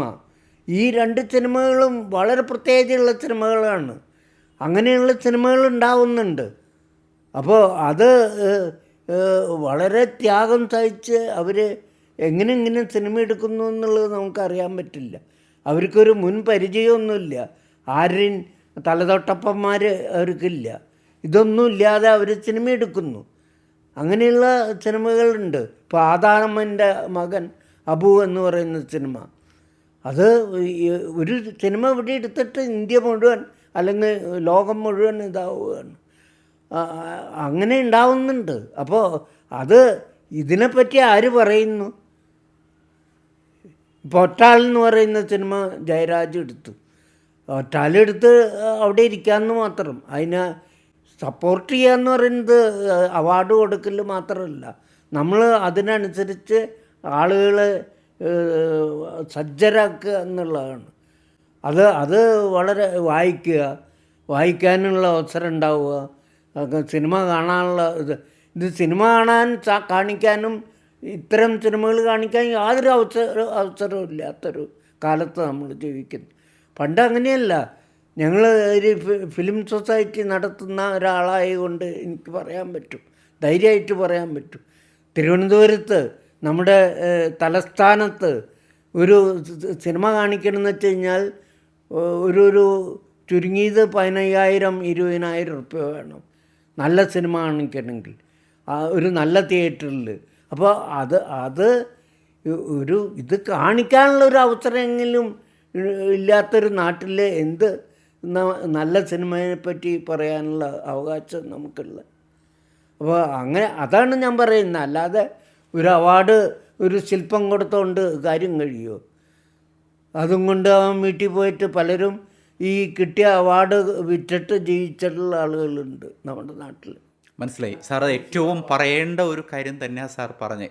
കാരണം എനിക്ക് പേഴ്സണലി അറിയുന്ന നമ്മുടെ ഷാജിയൻ കരുൺ സാർ ഈ പറഞ്ഞ ഇതേ ആവശ്യം നമ്മുടെ ഈ കാലഘട്ടത്തിൻ്റെ നല്ല സിനിമകൾ പൊതുജനത്തിലേക്ക് എത്തിക്കാൻ പറ്റുന്ന ഒരു പ്ലാറ്റ്ഫോം ഇല്ല എന്നുള്ള രീതിയിൽ അദ്ദേഹത്തിൻ്റെ ഒരു സ്വപ്നമായിട്ട് അദ്ദേഹം ഒരു പ്ലാറ്റ്ഫോമിന് രൂപകൽപ്പന ചെയ്തിരുന്നു. പക്ഷെ അതും വളരെ അതിൻ്റെ ഏറ്റവും ചെറിയ രൂപത്തിൽ അത് എങ്ങനെ അവതരിപ്പിക്കപ്പെടാം, അങ്ങനെയാണത് അവതരിപ്പിക്കപ്പെട്ടത്. അത് ഗവൺമെൻറ്റിന് ഫണ്ടില്ലാത്തത് കൊണ്ടാണ്. അങ്ങനെ പല കാര്യങ്ങൾ ഷാജി സാറ് തന്നെ എന്നോട് പേഴ്സണലി പറഞ്ഞിട്ടുണ്ട്. എന്തായാലും സാർ നമ്മൾ അല്ല, ഷാജി സാറിൻ്റെ കാര്യം പറയുമ്പോൾ ഷാജി സാറ് വളരെ വലിയ സ്വപ്നത്തോട് കൂടിയിട്ടാണ് ചലച്ചിത്ര അക്കാദമി ഉണ്ടാക്കിയത്. ചലച്ചിത്ര അക്കാദമി ആദ്യകാലത്ത് അതിനൊരു ഉദ്ദേശം, ചലച്ചിത്ര അക്കാദമി ഷാജി സാറാണോ ഉണ്ടാക്കുന്നത്? എനിക്കറിഞ്ഞൂടാ. ആണോ? ഷാജിയൻ കരുൺ സാറാണോ? അതിൻ്റെ ബൈലോ ഉണ്ടാക്കിയത് ഷാജിയുടെ കാലത്താണ്. ഷാജിയാണ് ആദ്യത്തെ ചെയർമാൻ. അതിൻ്റെ ഒരു സെക്രട്ടറി ഉണ്ടായിരുന്നു, രവീന്ദ്രൻ എന്ന് പറഞ്ഞ്. അപ്പോൾ അവർ വലിയ സ്വപ്നം മനസ്സിൽ കണ്ടിട്ടാണ് ഇന്ത്യയിൽ ഒരിടത്തും ഇല്ലാത്ത തരത്തിൽ ഒരു സാധനം ഉണ്ടാക്കുകയാണ്. അത് വന്ന് വെള്ളം ചേർത്ത് ഏത് സിനിമയ്ക്ക് വേണ്ടിയാണോ ഇത് ഉണ്ടാക്കിയത്, ഈ കമേഴ്ഷ്യൽ സിനിമയ്ക്ക് വേണ്ടി ഇതൊന്നും ചെയ്യേണ്ട കാര്യമില്ലല്ലോ. അവർ അല്ലാതെ തന്നെ ഇത് ചെയ്യും. എത്ര കോടി കാശ്, ഞാൻ നേരത്തെ പറഞ്ഞ സിനിമകൾ കോടിക്കണക്കിന് കാശുണ്ടാക്കുകയാണ്. മലയാളത്തിൽ ഏറ്റവും അധികം കാശുണ്ടാക്കിയ സിനിമകൾ എന്ന് പറയുന്നത്. അതിനെല്ലാം പ്രൊമോട്ട് ചെയ്യുക എല്ലാ ആളുകളും, നമ്മുടെ ഭരണകർത്താക്കളും അല്ലാത്തവരും ഒക്കെ. അപ്പോൾ അതൊരു ചൂണ്ടുവലയാണ്. അവരിങ്ങനത്തെ സിനിമകൾ വല്ലവരും ഇത് ചെയ്യും. എന്നിട്ട് ഇവരൊക്കെ വരുമ്പോൾ ഹായ് എന്ന് പറയും. അത്രയേ ഉള്ളൂ. ഈ സിനിമയിലുള്ള ആളുകൾ, ഈ ത്യാഗം സഹിച്ച ആളുകളെ പറ്റി ഒരു ബോധരക്ഷ അവരാണ്. ഇപ്പോൾ ഒറ്റാലെടുത്ത് ലോകം മുഴുവൻ ബെർലിനിൽ അവാർഡ് കിട്ടുക. ലോകത്തിലെ എല്ലാ അവാർഡുകളും ആ പടത്തിന് കിട്ടി. അപ്പോൾ ഒരു സിനിമ ഉണ്ടാക്കിയിട്ട് ഇതാക്കിയിട്ട് അത് നമ്മുടെ നാട്ടുകാർക്ക് പോലും അറിയുന്നില്ല. അതറിയാനുള്ള ഒരു സാഹചര്യമില്ല. അപ്പോൾ ഇതാണ് നമ്മുടെ ഒരു വലിയ കഷ്ടം എന്ന് പറയുന്നത്. നമ്മൾ ജീവിക്കുന്ന വലിയ ഒരു ഭയങ്കര കടുത്ത നിരാശയാണ് നമുക്കൊക്കെ നമുക്ക് വലിയ സ്വപ്നങ്ങളുണ്ടായിരുന്നു നമ്മുടെ ചെറുപ്പകാലത്ത്. ചെറുപ്പമല്ല, അല്ലാത്ത കാലത്തും ഒരു എല്ലാ കാര്യങ്ങളോടും ഇനി യാതൊരു സ്വപ്നവുമില്ല. ഇനി ഇങ്ങനെയൊക്കെ ഇതായിട്ട് നശിച്ച് നമ്മളും ഒരു ദിവസം ഒരു തന്നൽ പോലെ അങ്ങോട്ട് കടന്നു പോവുക എന്നുള്ളത് മാത്രമേ ഉള്ളൂ. കാരണം ആ ഒരു സ്വപ്നം ഉണ്ടായിരുന്നു നമ്മൾ വായിക്കുക. അത് ഇതിപ്പോൾ ഓരോ രാഷ്ട്രീയ ഗ്രൂപ്പുകൾ ഉണ്ടാക്കി ഇത് ചെയ്യുക, അവരെ സ്ഥാപിക്കുക, അവർക്ക് പ്രമോഷൻ കൊടുക്കുക. യാതൊരു നന്മ ഇല്ല ആളുകൾക്ക്. അങ്ങനെ ചില ഗ്രൂപ്പുകൾക്ക് മാത്രം ഇത് ചെയ്യുക. ഇതൊക്കെ ചെയ്യുന്ന ഒരു നാട്ടിൽ എന്താ ഉണ്ടാവുക? ഇന്ത്യയിൽ മൊത്തം ഇതാണ് അവസ്ഥ. പിന്നെ സിനിമയുടെ അവസ്ഥ തന്നെ വലിയ ഈ നമ്മൾ പണ്ട് സിനിമ കാണുക എന്ന് പറയുന്നത് സിനിമ ഉണ്ടാവുന്നത് വളരെ അപൂർവമായിട്ടാണ്. വളരെ കുറച്ച് സിനിമകൾ ഉണ്ടാവുന്നു. ആ സിനിമകൾ കാണാൻ വലിയ പ്രയാസം. ഇതിപ്പോൾ വയറിളകി പോകുന്ന പോലെയാണ്. അത്രയും ഈ വിഷ്വൽ ഇത് ഇങ്ങനെ ദൃശ്യങ്ങൾ ഇങ്ങനെ നിരന്തരം ഒഴുകിക്കൊണ്ടിരിക്കുക. ഏതിലൊക്കെ ടി വിയിൽ, നെറ്റിൽ, കമ്പ്യൂട്ടറിൽ, മൊബൈലിൽ ഒക്കെ ഇങ്ങനെ ദൃശ്യങ്ങളുടെ ഒരു വയറിളക്കാണ്. അപ്പോൾ അതിൻ്റെ ആ ഒരു പരിശുദ്ധത, ഒരു സെർണിറ്റി നഷ്ടപ്പെട്ടു എന്ന് തോന്നുന്ന ഒരു കാലത്താണ് നമ്മൾ ജീവിക്കുന്നത്. സനൂസി പണ്ട് പറഞ്ഞിട്ടുണ്ട്, ഈ സിനിമ ഈ കുറച്ച് കഴിയുമ്പോൾ സിനിമ ഇല്ലാതെയാവുന്നു. അത് ഈ ഡിജിറ്റൽ ഇതൊക്കെ വന്ന് അത് ഒരു പക്ഷേ അങ്ങനെ ഉണ്ടാവാം. അപ്പോൾ ആ അവസ്ഥയിലാണ് ലോകം മുഴുവൻ ജീവിക്കുന്നത്. സിനിമ ഒരു സ്ഥലത്തും ഇപ്പം നല്ല സിനിമ ഉണ്ടാവുന്നില്ല. ഈ ഫിലിം ഫെസ്റ്റിവലിലൊക്കെ പോയി കഴിഞ്ഞാൽ 1 or 2 സിനിമ കാണാൻ പറ്റുന്നത് ഉണ്ടാവും എന്ന് മാത്രമേ പറയാൻ പറ്റുള്ളൂ. നേരെ മറിച്ച് പണ്ട് ഒരു ഫെസ്റ്റിവലിൽ ഒരു 10-15 നല്ല സിനിമകളുണ്ടാവും. ആ സിനിമകളെ പറ്റി ആളുകൾ ഇങ്ങനെ ഭയങ്കര നെഞ്ചോട് ചേർത്ത് പറഞ്ഞുകൊണ്ടിരിക്കും. വീണ്ടും വീണ്ടും ആളുകൾ കാണും. ഒരു പ്രാവശ്യം കാണിക്കുമ്പോൾ കണ്ടിട്ട് പിന്നെയും പോയി കാണും. അപ്പോൾ അങ്ങനെയുള്ള ഒരു വലിയ ഒരു കാലം ഉണ്ടായിരുന്നു. ഒരുപാട് മാസ്റ്റേഴ്സ് ഉണ്ടായിട്ടുള്ള ഈ നേരത്തെ പറഞ്ഞ പോലെ താർക്കോവ്സ്കി, കിസ്ലോവ്സ്കി, ബെർഗ്മാൻ, കൊറസോവ, ഞങ്ങളുടെയൊക്കെ ചില ഫെല്ലിനി, അവരെയൊക്കെ ആ കാലം എന്ന് പറഞ്ഞു കഴിഞ്ഞാൽ അത്രയും ഒരു ഇതാണ്. നമ്മുടെ നാട്ടിൽ തന്നെ സത്യഹീർ, ഘട്ടക്ക്, മൃണാൾസൻ, അടൂര്, ശാമ്പനകൾ, അങ്ങനെയൊക്കെയുള്ള ഒരുപാട് ആളുകൾ. അപ്പോൾ അത് ഒരു ഭയങ്കര കാലമാണ്. സനൂസി ഒരിക്കൽ പറഞ്ഞിട്ടുണ്ട്, സിനിമ അടുത്ത നൂറ്റാണ്ടിൽ മരിക്കും, അത് മ്യൂസിയത്തിലായിരിക്കും അതിൻ്റെ സ്ഥാനം. വരും തലമുറ മ്യൂസിയത്തിൽ വന്നിട്ട് ക്യാമറയും അല്ലെങ്കിൽ ലൈറ്റും ഒക്കെ നോക്കിയിട്ട് ചോദിക്കും, അല്ലെങ്കിൽ അവരോട് പറഞ്ഞു കൊടുക്കും, ഇത് 20-ാം നൂറ്റാണ്ടിന് 21-ാം നൂറ്റാണ്ടിൻ്റെ ആദ്യ പകുതിയെ ത്രസിപ്പിച്ച സിനിമ എന്ന് പറയുന്ന മാധ്യമത്തിൻ്റെ ഉപയോഗിച്ചിരുന്ന ക്യാമറ, ലൈറ്റ്, അതുപോലെ അതിൻ്റെ ഉപകരണങ്ങളാണെന്ന് പറയുന്ന ഒരു അവസ്ഥ ഉണ്ടാകും എന്ന് അദ്ദേഹം പറഞ്ഞുള്ളതായിട്ട്. സാർ, അത് പക്ഷേ വെറും ഒരു പ്രവചനമല്ല എന്ന് തോന്നുന്നു. സാറ് സിനിമയുടെ ഒരു ലേറ്റസ്റ്റ് മൂവ്മെൻറ്റ്സ് സാറ് ഫോളോ ചെയ്യുന്നുണ്ടെന്നാണ് എൻ്റെ വിചാരം. ഇപ്പോൾ AI ജനറേറ്റഡ് ആയിട്ടുള്ള സിനിമകൾ, തീർച്ചയായിട്ടും സിനിമ വേറൊരു രീതിയിലേക്ക് മാറുമായിരിക്കും. സിനിമ ഇല്ലാതായി പോകുമെന്ന് എനിക്കും തോന്നുന്നില്ല. ആ വിഷ്വൽ മീഡിയ ഡെഫിനറ്റ്ലി ഉണ്ടാവും. പക്ഷേ നമ്മളീ പറയുന്നത് പോലെ ക്യാമറ, ലൈറ്റ്സ് എന്നൊക്കെ പറയുന്നത് ഈ മ്യൂസിയത്തിൽ കാണേണ്ട എക്യുപ്മെൻറ്റ്സ് ആയിട്ട് മാറാൻ സാധ്യതയുണ്ടെന്ന് തോന്നുന്നു. പണ്ട് കാലത്തെ ഫിലിം നമ്മളിപ്പോൾ മ്യൂസിയത്തിൽ പോയി കാണുന്നത് പോലെ അല്ലേ? തീർച്ചയായിട്ടും. അത് ഇപ്പോൾ ലോകത്ത് ഇറങ്ങുന്ന സിനിമകൾ വളരെ സൂക്ഷ്മമായിട്ട് നമ്മൾ അതിനെ കാണാൻ ശ്രമിച്ചാൽ ഫിലിം ഫെസ്റ്റിവലുകളും ഒക്കെ വരുന്ന സിനിമകൾ കാണുമ്പോൾ അറിയാം, നല്ല സിനിമകളുടെ എണ്ണം വളരെ കുറഞ്ഞിരിക്കുന്നു എന്നായിട്ട് കാണാൻ കഴിയും. ഇപ്പോൾ IFFK തുടങ്ങിയ കാലത്ത് തന്നെ ഓരോ ഫെസ്റ്റിവലുകളിലും അതിനെ മുഴുവൻ കയ്യിലെടുത്തിട്ടുള്ള സിനിമകൾ ഒരു 10-15 ഉണ്ടായിട്ടുള്ളതായിട്ട് കാണാം.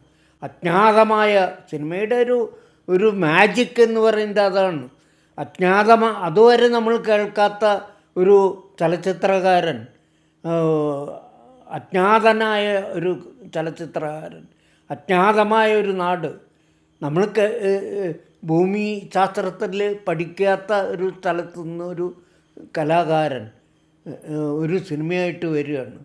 അന്നു വരെയുള്ള എല്ലാ സിനിമാ സങ്കല്പങ്ങളെയും ചോദ്യം ചെയ്തുകൊണ്ട് അതിനെയൊക്കെ തട്ടിത്തെറിപ്പിച്ച് പുതിയൊരു സിനിമ ആയിട്ട് വരുന്നതായിട്ട് കാണാൻ കഴിയും.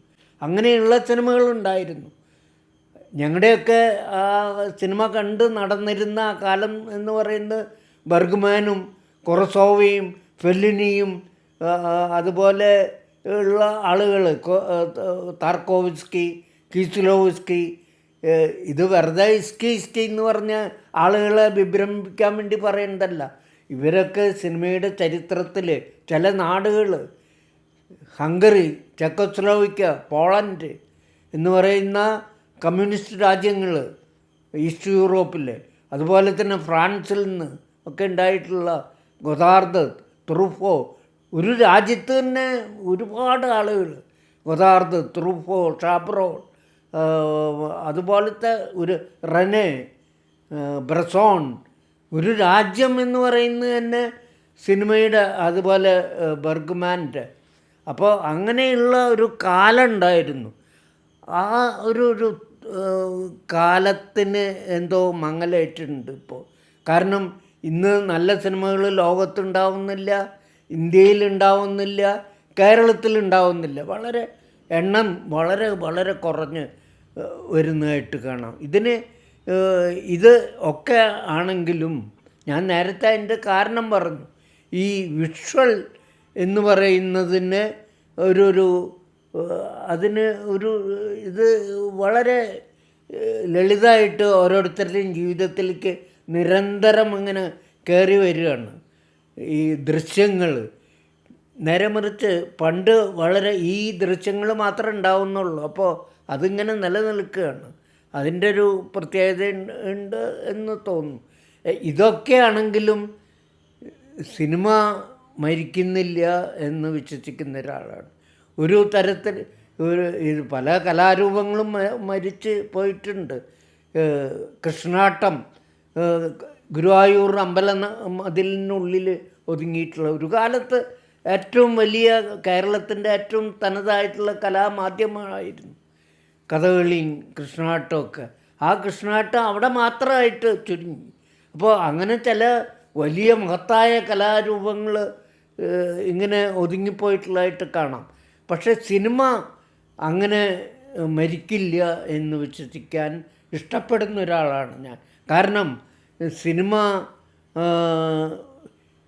സിനിമ തിയേറ്ററുകളിലൊക്കെ അടച്ചുപൂട്ടി ഷോപ്പിംഗ് കോംപ്ലക്സുകളും മോളുകളൊക്കെ ആയി മാറും എന്ന് ആ കാലത്ത് പ്രവചിച്ചിരുന്നു. നമ്മളുടെ നാട്ടിൽ തന്നെ ഇവിടെ ഞങ്ങളൊക്കെ ഈ നല്ല സിനിമ കണ്ട സ്ഥലമാണ് കൽപ്പന തിയേറ്റർ. അത് ഷോപ്പിംഗ് മോളായിട്ട് മാറിയത് നമ്മൾ കണ്ണാലെ കണ്ടതാണ്.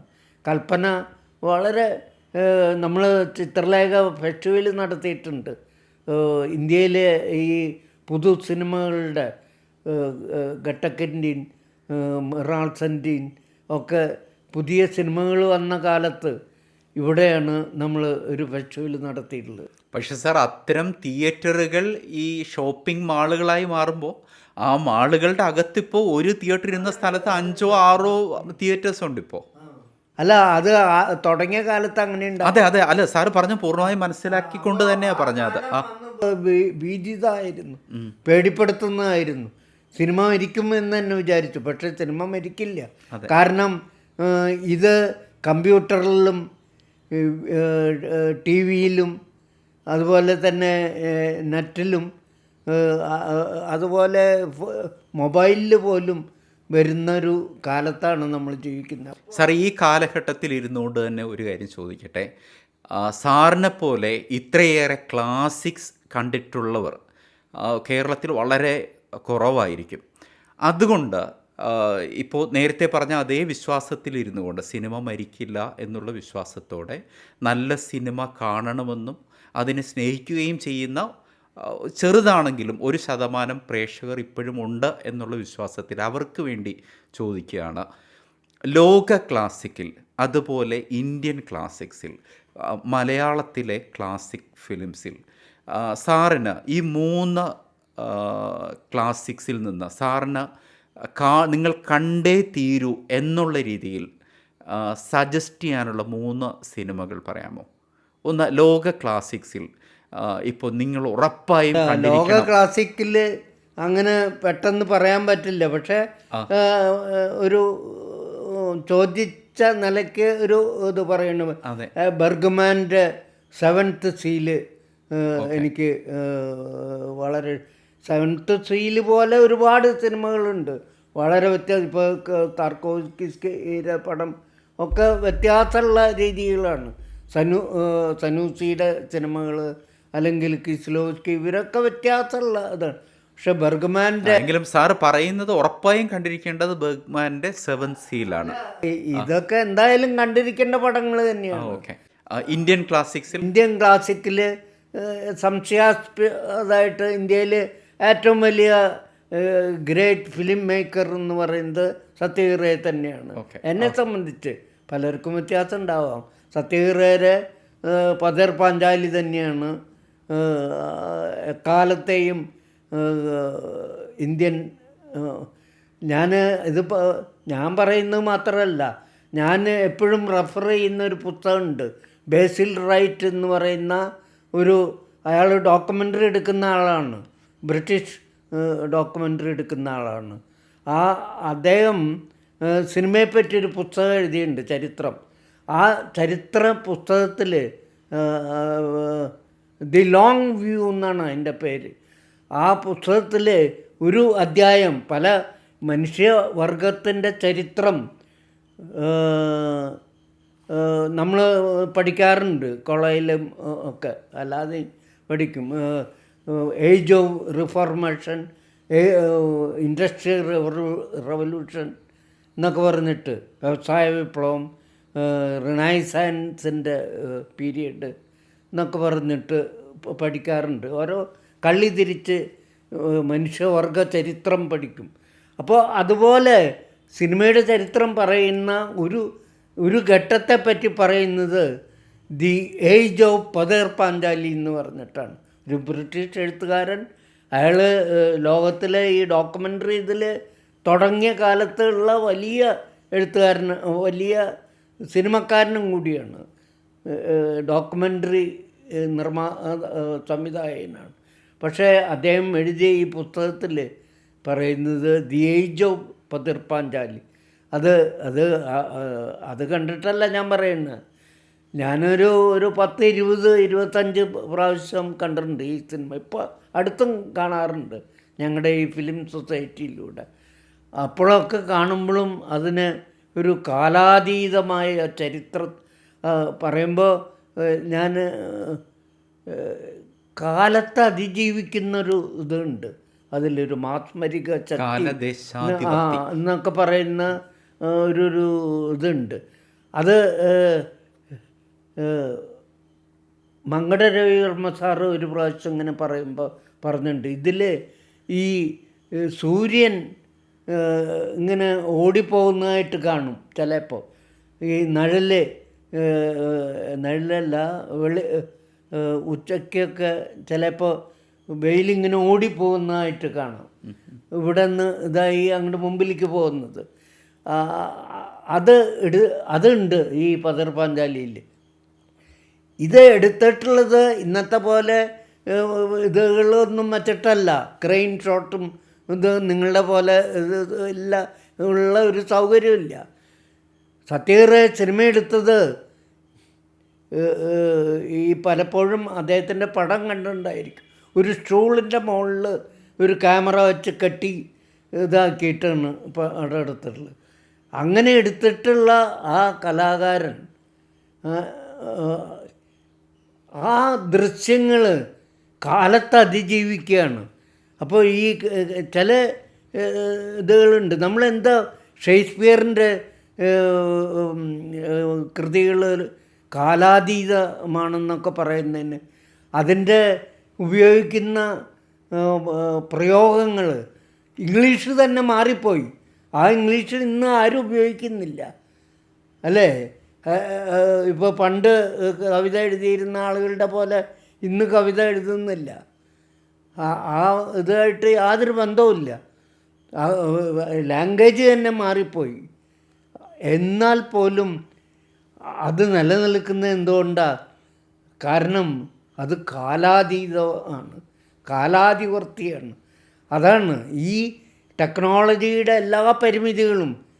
കളറില്ല, ബ്ലാക്ക് ആൻഡ് വൈറ്റ്. 10-70 കൊല്ലം മുമ്പ് എടുത്ത ആ സിനിമ ഇങ്ങനെ ഇപ്പോഴും പറയുകയാണ്, നമ്മളൊക്കെ പറയുകയാണ്. പറയുക തന്നെയല്ല, ഇങ്ങനെ നമ്മൾ മരിക്കുമ്പോഴും മരിക്കാൻ കിടക്കുമ്പോഴും ഈ സിനിമകളെ പറ്റിയൊക്കെ നമ്മൾ ഓർക്കും. അപ്പോൾ അതുകൊണ്ട് മറ്റു പല സിനിമകളും സത്യേറിയന്നെ ജൽസാഗറും ചാരുലതയൊക്കെ ഇഷ്ടമാണ്.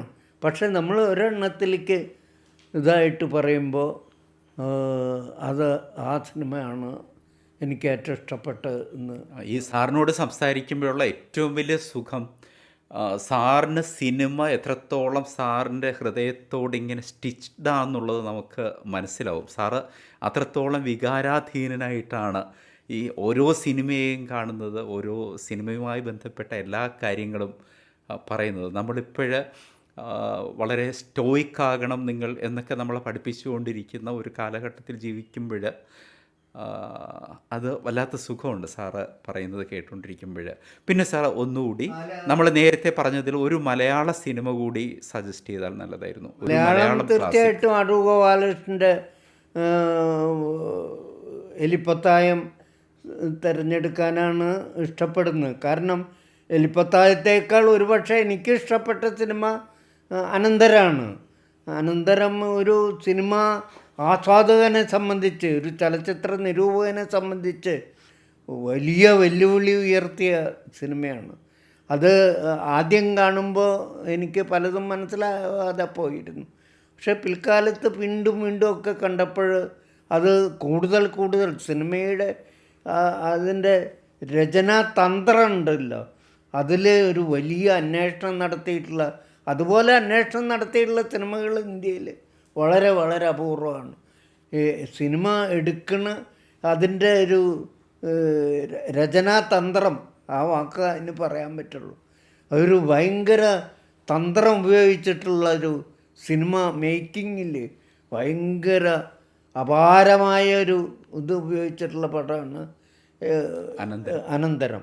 പക്ഷേ ഞാൻ ഈ കൂട്ടത്തിലേക്ക് തിരഞ്ഞെടുക്കുന്നത് എലിപ്പത്തായം തന്നെയാണ്. കാരണം അത് ഉയർത്തുന്നൊരു സാമൂഹിക ഇതുണ്ട്, കാഴ്ചപ്പാട്. നമ്മുടെ സമൂഹത്തിൻ്റെ ഒരു തരം നിഷ്ക്രിയത്വത്തെ പറ്റി അതൊക്കെ എക്കാലവും പ്രസക്തമാണ്. കാലാതിവർത്തി ആവുന്നത് അതാണ്.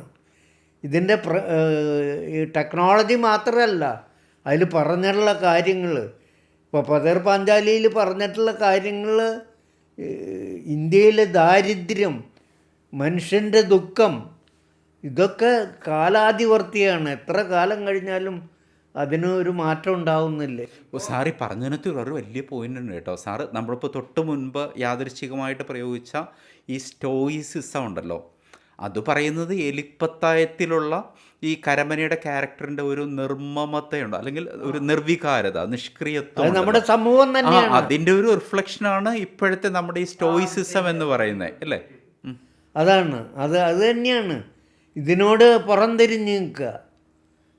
അത് ഈ എല്ലാ ഇതുകളോടും അതിൽ കരമന ഉണ്ടല്ലോ, ഉണ്ണിക്കുഞ്ഞ്, ഒന്നിനോടും ഒരു പ്രതികരിക്കുന്നില്ല. അങ്ങനത്തെ ഒരു സമൂഹത്തിലാണ് നമ്മൾ. നമ്മുടെ സ്വന്തം കാര്യം ഇത് ചെയ്യുക, അതെങ്ങനെയെങ്കിലും നല്ല ഇതാക്കുക എന്നൊക്കെയുള്ള അത് മാത്രം അവനവനിലേക്ക് വളരെ ഇതായിട്ട് ചുരുങ്ങുന്ന ഒരു അത് വളരെ മോശപ്പെട്ട രീതിയിൽ, ചുരുങ്ങിയാലും കുഴപ്പമില്ല, ഇത് വളരെ മോശപ്പെട്ട രീതിയിൽ ഒരു ഇങ്ങനത്തെ കാര്യങ്ങളിലൊന്നും യാതൊരു താല്പര്യമില്ല. നമ്മുടെ കുട്ടികൾ നോക്കുമ്പോൾ തന്നെ, എൻ്റെ കൊച്ചുമോനും ഒക്കെ നോക്കുമ്പോൾ നമുക്കറിയാതെ, നമ്മുടെ കുടുംബത്തിൽ തന്നെ നമുക്ക് നോക്കുമ്പോൾ അറിയാം, അവരൊക്കെ നല്ല സിനിമകൾ കണ്ടിരുന്നു. എൻ്റെ ഭാര്യ ചിത്രലേഖയിൽ എൻ്റെ കൂടെ സിനിമ കാണാൻ വന്നിരുന്നു. പക്ഷേ ഇപ്പോൾ വളരെ കറപ്റ്റഡായി അങ്ങനെയുള്ളൊരു ലോകത്ത് അവർ ജീവിക്കുന്നു. വളരെ പൊളൂട്ടഡായിട്ടുള്ളൊരു ഇതിൽ ജീവിക്കുന്നു അവർ. പിന്നെ അങ്ങനെയല്ല ആവുള്ളൂ. നമ്മളിത് എന്തോ ഇതുകൊണ്ട് നമ്മുടെ ആത്മശക്തി കൊണ്ട് പിടിച്ചു നിൽക്കുന്നതായിരിക്കും. പക്ഷെ ഒരു ചെറിയ ഗ്രൂപ്പ് ഉണ്ട്. അത് ഞങ്ങൾ ഈ ഫിലിം സൊസൈറ്റി നടത്തുമ്പോൾ ഞങ്ങൾക്കറിയാം. ആ നല്ല സിനിമയ്ക്ക് വളരെ കാതോർക്കുകയും ഒക്കെ ചെയ്യുന്ന, ഹൃദയം തുറന്നു കൊടുക്കുകയൊക്കെ ചെയ്യുന്നൊരു ചെറിയ ഗ്രൂപ്പ് തിരുവനന്തപുരത്തും ഉണ്ട്, കേരളത്തിൽ എല്ലായിടത്തും ഉണ്ടെന്നാണ്. അതെനിക്ക് തോന്നുന്നു ലോകത്ത് എവിടെയും ഉണ്ടോ സാർ. നമ്മൾ യഥാർത്ഥത്തിൽ ഈ ഇൻ്റർവ്യൂ ചെയ്യുന്നതും ആ ചെറിയ ഗ്രൂപ്പിന് വേണ്ടിയിട്ടാണ്. അവരുടെ ഉള്ളിലേക്ക് ചെല്ലാൻ പറ്റുന്നില്ല. അതിന് കുറച്ചൊരു പണ്ടത്തെ പോലെയല്ല. ഇപ്പോൾ അതിന് കുറേ കൂടി അധ്വാനം വേണം. ഇപ്പോൾ അടൂർ ഗോപാലകൃഷ്ണൻ്റെ സിനിമകൾ, കൊടിയേറ്റമൊക്കെ നന്നായിട്ട് ഓടി. ആ കാലത്തെ സിനിമകളെല്ലാം കാശൊക്കെ കളക്ട് ചെയ്തിരുന്നു. പക്ഷേ പിൽക്കാലത്ത് അതിന് അപ്പോൾ അത് ആ ആളുകളുണ്ട് കുറേയൊക്കെ, പക്ഷെ അവരിലേക്ക് എത്തിപ്പിടിക്കാനായിട്ട് പറ്റുന്നില്ല എന്നുള്ളതാണ് അതിൻ്റെ ഇപ്പോഴത്തെ ഒരു വലിയ സങ്കടകരമായ അവസ്ഥ എന്ന് എനിക്ക് തോന്നുന്നു. അതുപോലെ തന്നെ വേറൊരു കാര്യം പറയാനുള്ളത്, നമുക്ക് അവസാനിപ്പിക്കാം അല്ലേ? തീർച്ചയായിട്ടും. അല്ല, വലിയൊരു അത്ഭുതമാണിത്. സോഹൻലാൽ പഠിക്കുന്ന കാലത്ത് ഞാൻ പരിചയപ്പെട്ടിട്ടുണ്ട്. സിനിമ ബന്ധത്തിൻ്റെ പേരിൽ പരിചയപ്പെട്ടതാണ്.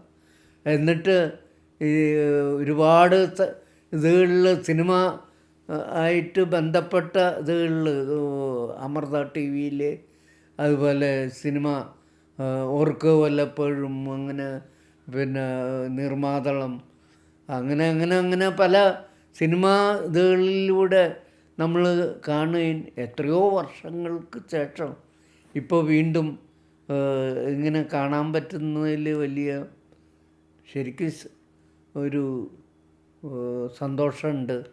എനിക്കും വളരെ ആത്മാർത്ഥമായിട്ട് അങ്ങനത്തെ ഒരുപാട് സന്തോഷമുണ്ട് സാർ. ഇതിൻ്റെ മാത്രമല്ല, നമ്മളിപ്പോഴേ നേരത്തെ പറഞ്ഞതുപോലെ ഇതങ്ങനെ ഒരു വലിയ നമുക്കൊരു മില്യൺസ് ഓഫ് വ്യൂവർഷിപ്പ് കിട്ടണം അങ്ങനെയൊന്നും പറഞ്ഞിട്ടല്ല നമ്മളിത് ചെയ്യുന്നത്. സാറിപ്പോൾ നേരത്തെ പറഞ്ഞ ആ ഒരു അടുപ്പവും സാറിനോടുള്ള ഒരു ആദരവും ഒക്കെ കൊണ്ട് തന്നെയാണ് ഇങ്ങനെ നമ്മൾ ഇരിക്കുന്നത്. നമ്മൾ നേരത്തെ കോട്ട് ചെയ്തതുപോലെ, ഗോദാർദ് പറഞ്ഞതുപോലെ, ഇതൊരു 10 ലക്ഷം പേർ അവരുടെ മനസ്സിൻ്റെ 10% കാണേണ്ട ഇൻ്റർവ്യൂവുമല്ല. നമ്മളുടേതൊരു 100 പേർ അവരുടെ മനസ്സിൻ്റെ ഒരു 100% തന്ന് ഈ ഇൻ്റർവ്യൂ കാണുകയാണെങ്കിൽ അവർക്ക് വേണ്ടിയാണ് നമ്മളിത് ചെയ്തത്. Okay sir, thank you.